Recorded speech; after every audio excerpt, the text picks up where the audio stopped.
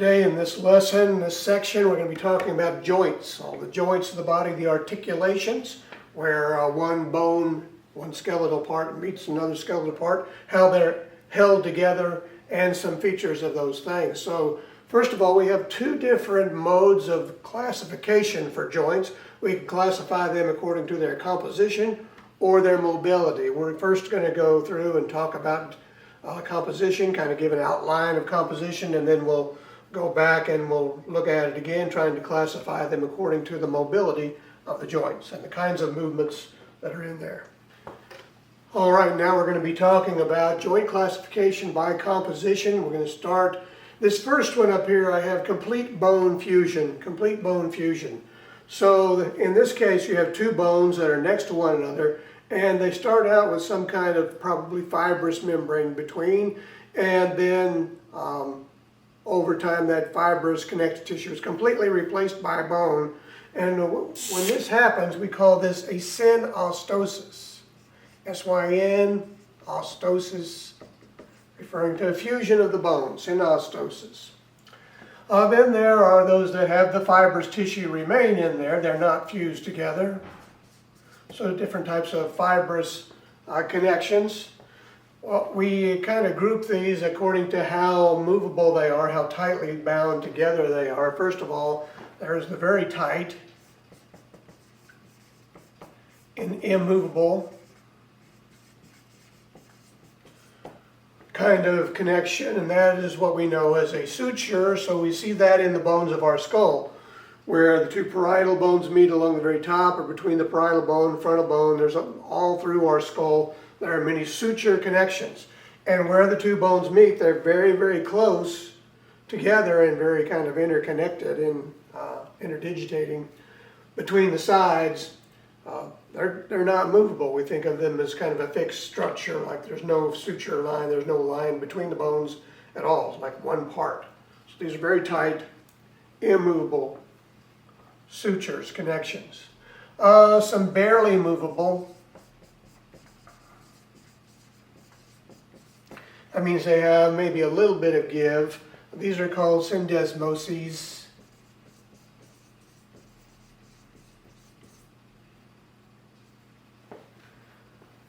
Syndesmoses. These are not many in the body. The best example is that where you're at the lower end of your leg, where you meet the ankle, the two bones, the tibia and fibula, are bound tightly with connective tissues there. You find similar kinds of tight connections at the upper end of your tibia and fibula, and maybe between the radius and ulna at the wrist. But anyway, these are held pretty tightly together. You don't see a lot of slop or movement between the bones that allow them to become displaced in it. They're held tightly together, but there's still some flexibility in a syndesmosis. Along with this, kind of in the same category, there's the tooth socket. It has a special name we give that's called the gomphosis. Gomphosis is the tooth socket between the tooth and the bone. We don't maybe think of the tooth as being bone all that much, but the tissue that's at the base of the tooth, at the root of the tooth, is called cementum, and it's very much a bone-like material. So between the bone of the jaw and the cementum of the tooth, we have a little bit of fibrous connective tissue holding it in there really pretty tight. Next is what I really don't think of as being a kind of joint, really, but it's included in the textbook. Interosseous membranes.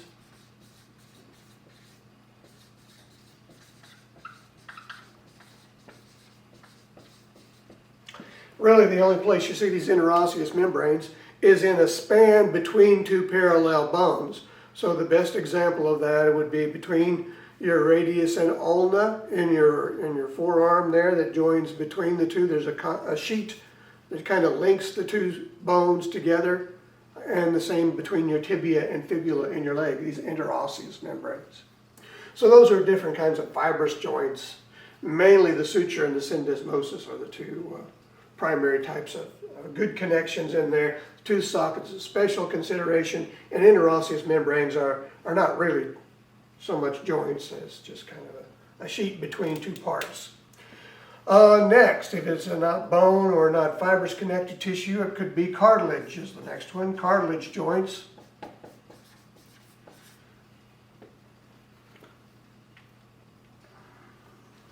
These can be immovable. This is what you see in a bone that's growing. You have that epiphyseal plate, a line of cartilage between the end of the bone and the shaft of the bone where it's held together really tightly. This is referred to as a synchondrosis. Synchondrosis, an immovable cartilaginous joint. Then we have those that are slightly movable, barely movable.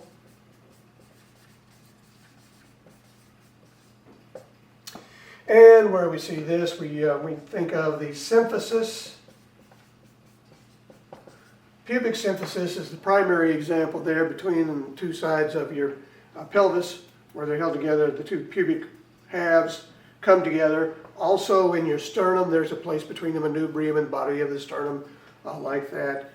You might think of the connections between the vertebrae as well in there. So these are barely or slightly movable joints, symphyses made of cartilage. There's the next category, not made of a single tissue like fibrous tissue or cartilaginous tissue, but is what we call a synovial joint.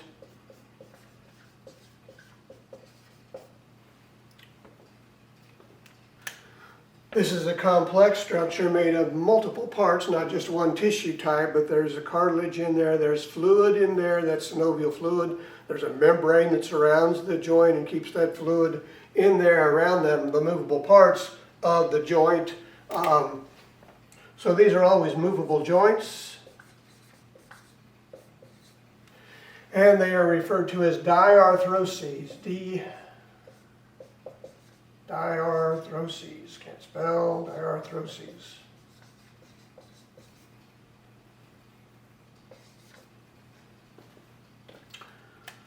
Freely movable joints, of which there are several types we will look at later. So these are your classifications by composition. They're either bone, replacing fibrous tissue, or different fibrous tissue types, cartilage kinds of connections, or synovial joints. Now we're going to look at joint classifications by the kind of movement present. And first of all, there's the immovable joints.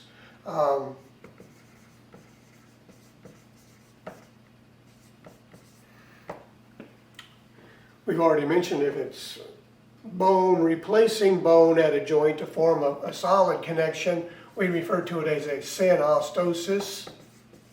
We've already talked about that. We've already talked about all of these really at some point in the previous section. But anyway, synostosis. And then there was the suture,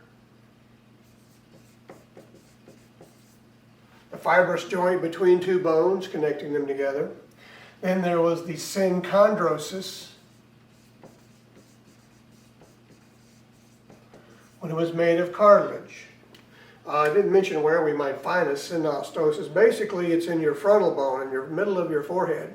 Instead of having a suture line down the middle of your forehead, the two bones grow completely together to form that synostosis there. The best example of that. There are other places where bones tend to grow together and you kind of lose that. Where you did have a suture, you lose that and you have the synostosis in there. Sometimes in this other places in the skull where bones are growing together, they'll do that. They'll form a synostosis.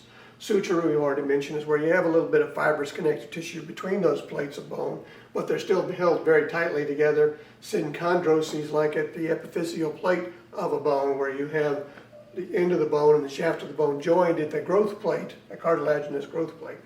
We call that synchondrosis. Now for slightly movable joints.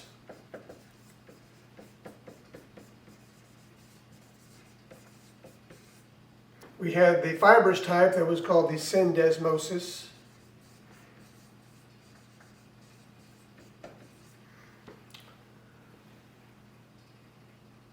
Along with that, we had the gomphosis. where the tooth was joined into the jaw. Symphysis was the cartilaginous type, like pubic symphysis.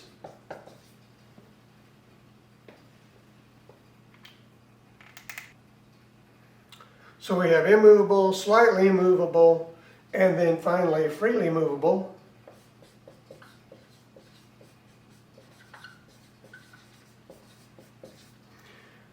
And that is our synovial joint, our diarthrosis.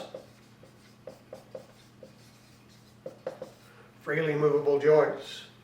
And as I mentioned before, several different kinds of diarthroses based on the shapes of the articulating ends and the degree of movement there. We'll look at examples of those later on. So you can classify them according to what they're made of, whether they're bone, fibrous tissue, cartilaginous tissue, or synovial joints, and according to their degree of movability, immovable joints, slightly movable, and freely movable joints. Now we're going to look at a simple synovial joint between two bones. This would be like in your knuckle or something of that sort, where two bones come together and have a freely movable joint there between the two bones. So this in brown up here in this space, this is all bone here and bone down here. Are two bones, and then they come together, and where they come together, that blue in there, that is articular cartilage.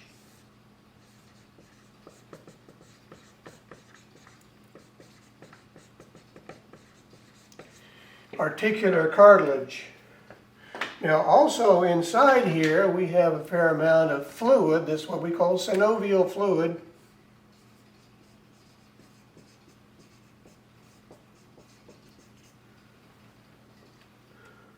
Keep everything slippery inside there in the freely movable joint. This pink line out here represents the synovial membrane.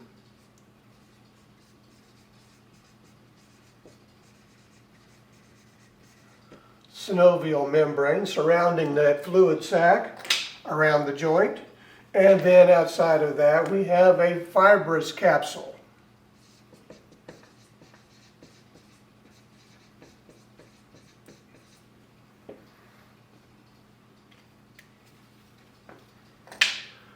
So the synovial membrane forms that fluid-containing capsule, and then the fibrous capsule kind of supports that thinner synovial membrane in there.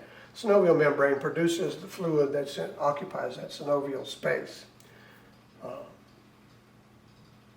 So that forms the joint capsule, the synovial membrane, and fibrous capsule outside of that. The articular cartilage forms the surface against which the two sides meet, and that's made more lubricated by that synovial fluid in there. So those are the components of a simple synovial joint.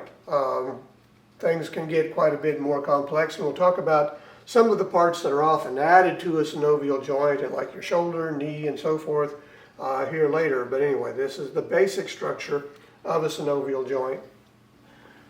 Now to outline the synovial joint types, these are based on the nature of the surfaces and how they're going to articulate and move between the surfaces. First of all, there's planar. Planar. These are surfaces that are very flat. The synovial membrane surrounds two flat surfaces that aren't bending much. They're just rubbing against one another, kind of all in the same planar movement in there. So those are often between bones of the wrists, where one bone just kind of fits against another and moves laterally in very small amounts, not much at all. Next, the hinge joint. Hinge joint, and most of us know what a hinge is, but things in your body that would be like a hinge would be your elbow or your knee joint are good examples of hinge joints, and your finger joints also would be good examples of hinge joints. They only move really in one plane, where they bend significantly only in one direction. Next, pivot. Now often when we think of a pivot, we think of something turning against a flat surface like this, But in the body, most of the time when you talk about a pivot, you've got something rotating against a side, a lateral surface against which something rotates. And they're the pivot type joint. Next, condyloid. This is kind of like an elongated oval dish location where you have movement. It's a little hard to explain. The surface would be, one surface would be a cup and the other would be more rounded. It's a little bit like a ball and socket joint, but doesn't have quite that degree of movement to it, and it's mainly movement in one direction and not as much in the other direction, but it has some similarities to, it's kind of between planar and ball and socket in its construction. Saddle joint is next. These are very flexible in two directions. If you think about how two saddle-shaped ends could fit together and the degree of movement in multiple directions you could get with a saddle joint. And then finally the ball and socket joint.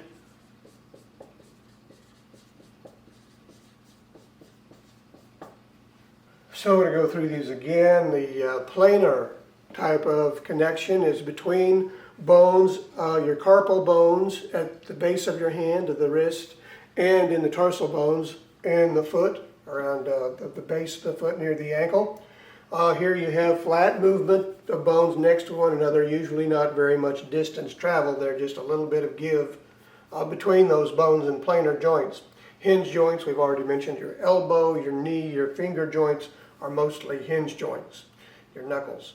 The pivot joint, when you turn your head side to side, that movement there where you're, we'll see this later when we see how the atlas and axis meet. But anyway, there's a place there where you have a part of a vertebra against a twisting point of another vertebra in there to allow your head to turn side to side. The condyloid joint allows more movement in one direction than the other, and your wrist joint is a good example of that, where we have a lot of movement in one direction and a limited amount of movement in the other direction. So it's kind of an elongated cup-like area, similar to a ball and socket, but it's an elongated cup in which you have that movement at the condyloid joint.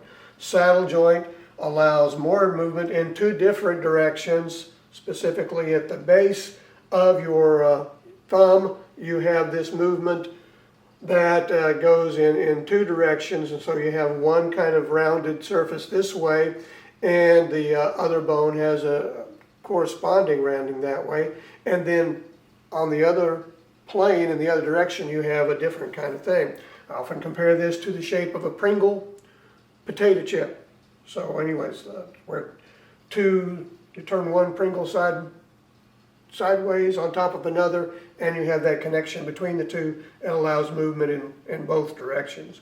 So saddle joints are very movable, as are ball and socket joints, where you have your shoulder joint and your hip joint. There are examples of ball and socket joints. So those are our primary synovial joint types. Next we're going to be talking about kinds of movement in those joints, how we classify those movement types. Movement types in synovial joints and freely movable joints. The first type is what we call gliding, and this is typical of those planar joints where there's a flat surface that moves against another flat surface. So again, your wrist and ankle joints show that kind of movement, a very limited kind of movement there. Next, flexion. This is where you decrease the angle between two skeletal elements, like bending your fingers, bending your elbow towards one bone toward the upper arm, the lower arm toward the upper arm, bending at the knee. Those kinds of things are called flexion movements. We're pretty familiar with flexion. It's a fairly common term, and the opposite of that is extension, right? So you can flex your fingers, you can extend your fingers, and do that with all the other flexing type joints out there. You can extend them as well. Lateral flexion.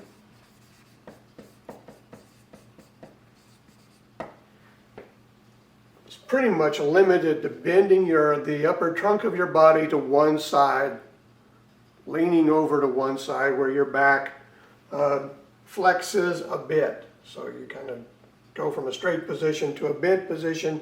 That's a lateral flexion if you do that in your back. Lateral flexion.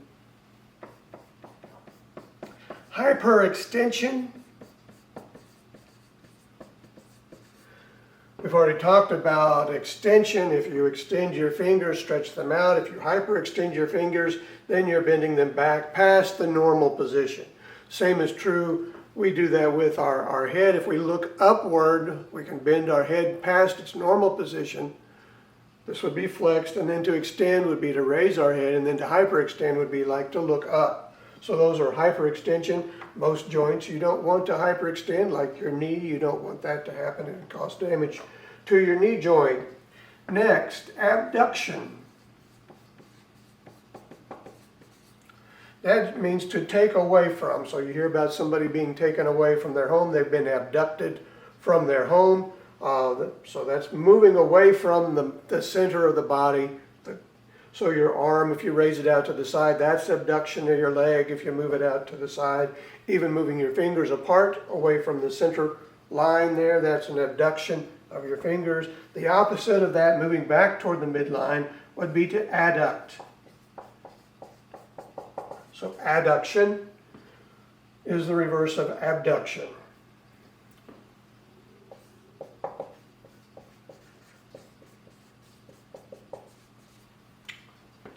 Circumduction is a movement of the limb in a circle. So we usually just do that with swinging our arm in a circle, or you could swing your leg in a circle, or you can move your fingers to limited extent in a circular pathway as well. So that's circumduction, and that is different from rotation.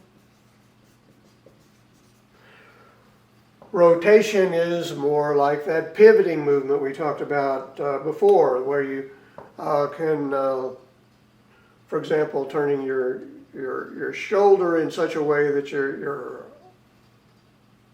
arms turns in or out from the shoulder. Same as you can do the same thing at your hip, where you turn your legs so your toes are pointing out or pointing forward. Those are rotational kinds of motions. It's different from circumduction. So these are your primary movement types: gliding, flexion, extension, lateral flexion, hyperextension, abduction, adduction, circumduction, and rotation. Now we're going to put up here another list of things that are considered special kinds of movements, kind of unique to just one or two different locations on the body where you see the movements occur. Our first terms here, elevation and depression.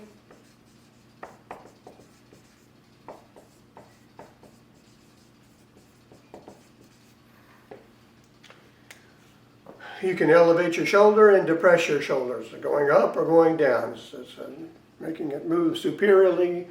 To elevate it, moving it inferiorly is depression movement there. You can also do that, of course, with your jaw. Your jaw goes up and down, so there's elevation and depression of your jaw joint. Same joints will do what we call protraction and retraction.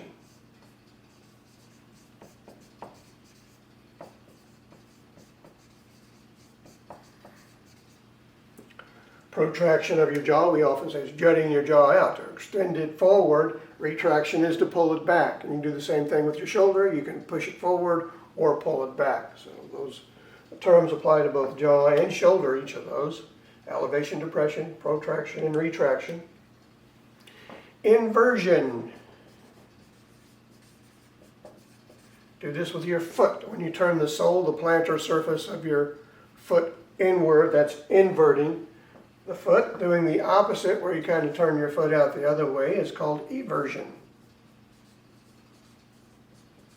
Inversion and eversion of the bottom of the foot. Also with the foot, you have what we call dorsiflexion.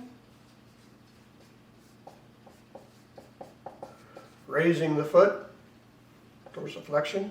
And then we have pushing the foot downward, the sole of the foot downward, is called plantar flexion.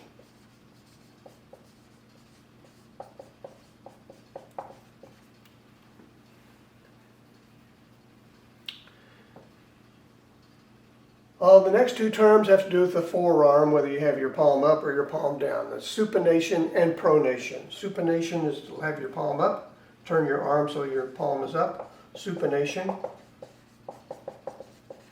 And pronation. And our last term on here is opposition. Opposition, that's the opposable thumb. So you can push your thumb against any other finger, that movement to push against the thumb against the other parts of the hand there, opposition.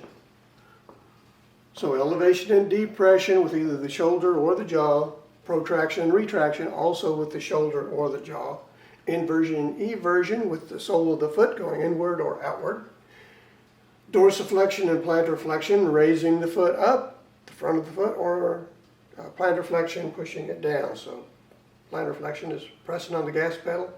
Supination, raising the hand palm forward, putting your hand palm out. And then pronation is to put your palm downward. Opposition is pushing a thumb against any other part of your hand. There. So those are special kinds of movements at freely movable joints. Our next topic with joints, additional joint features. These are anatomical features that are added to our synovial joints, primarily, we can call them, these are synovial joints. So we might need to reinforce or support these other joints somehow to facilitate the movement at that joint. One important one here, accessory ligaments.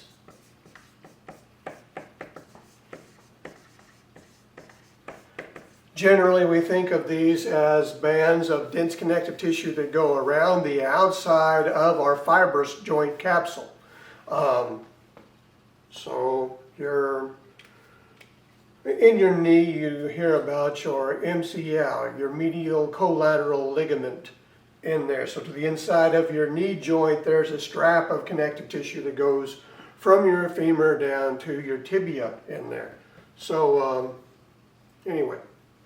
Several of your joints in your body have additional ligaments that support that joint from the outside to join bone to bone, but are not part of the joint capsule structure. So accessory ligaments. So most of them are what we call extracapsular,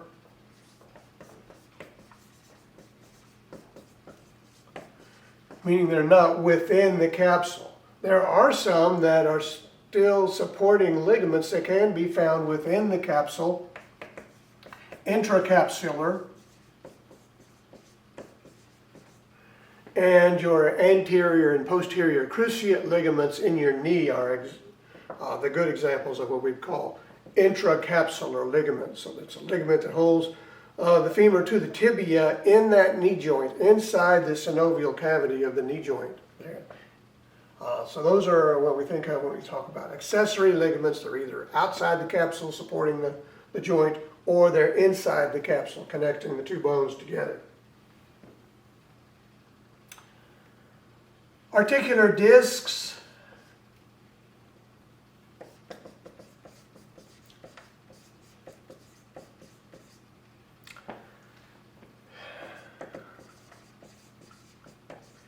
I'm going to write here and menisci, but the menisci are actually articular disc. One of the articular discs that is often referred to when we see this in the textbook is a cushion between your mandible and your temporal bone there at the jaw joint. In the jaw joint, there's not just a bone and then another, bone against bone. There's a layer of cartilage in there, fibrocartilage, between the two bones in there, forming what we call an articular disc. Menisci do the same sort of thing. It's between again, the femur and the tibia there, where you have a little ring of cartilage in there supporting the joint. So we see those added features between the bone, between the articular cartilage of one bone and the articular cartilage of another bone. We have another cartilage layer in there. In some cases, like I mentioned, the jaw joint and the knee are places where you see that. Labrum is the next one. Labrum, it refers to a lip, labrum. So for your ball and socket joints, your main ball and socket joints, your shoulder and your hip joint, In addition to the bone structure that forms that socket for the joint, there's also some additional fibrocartilage that forms a cup shape around the rim of that ball, or that socket for the ball and socket joint. So we call that a labrum, and you often hear about a torn labrum in the shoulder. It's a common injury where that connective tissue cartilage up there in the shoulder, where the humerus is connected, has a tear in it. Bursae.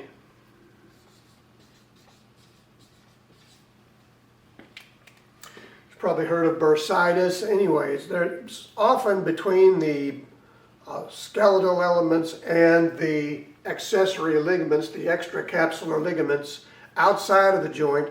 You need to have essentially another synovial fluid space out there to allow free movement of the tendons against adjacent structures. So to cushion that and to smooth things out, we have these bursae sacs. They're just a little capsule of synovial fluid between one structure and another, so that if we had a ligament here and you have other structures nearby, either more bone or another ligament over here on this side, and these need to move against one another, slip past one another, it's convenient to have inside there, between those two, a synovial sac full of synovial fluid. It's a bursa, or bursal sac, you might call it. But anyway, it facilitates movement around the outside of a joint, movement of the tendons and ligaments around the outside of a joint. Next, tendon sheaths.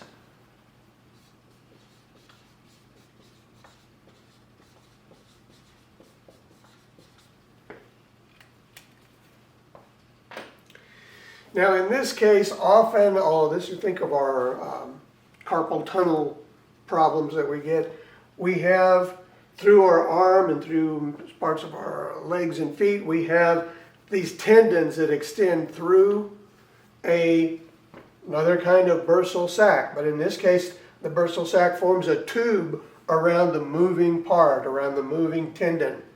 So we have these tendon sheaths so that they can move freely in and out, and they're completely surrounded by synovial membrane. So if you look at it on its side, let's just say, let's get a bone piece out. Say this is a tendon here, and it's surrounded by a synovial membrane all the way around, so on one side and on the other side.